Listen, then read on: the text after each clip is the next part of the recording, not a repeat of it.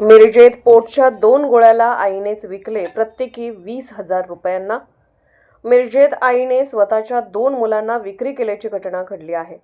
प्रत्येकी 2 मुलांना 20,000 रुपये प्रमाणे 2 लहान मुलांची विक्री करण्यात आली होती.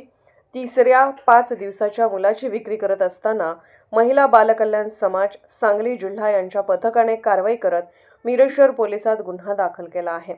याबाबत जिल्हा बाल संरक्षण अधिकारी रोहिणी महादेव वाघमारे यांनी तक्रार दिली आहे. याबाबत मनीषा जाधव, राहणार सुभाषनगर, उमाजी रमेश लोंढे, सुरेखा लोंढे, दशरथ लोंढे, सचिन गोसावी, राहणार माधवनगर यांच्यावर गुन्हा दाखल करण्यात आला आहे.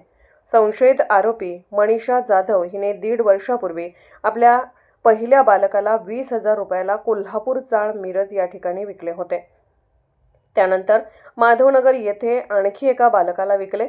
याबाबत तिला मागील आठवड्यात मुलगी झाल्यानंतर तिला सुद्धा विकण्याचा प्रयत्न करत असताना सदरचा प्रकार उघडकीस आला.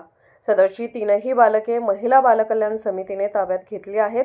त्यांना सध्या मिरजेतील फाटक अनाथ आश्रम या ठिकाणी ठेवण्यात आले आहे.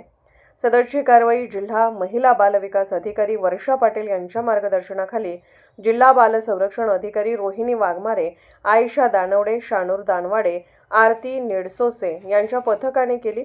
अधिक तपास PSI विनायक मसाळे करत आहेत.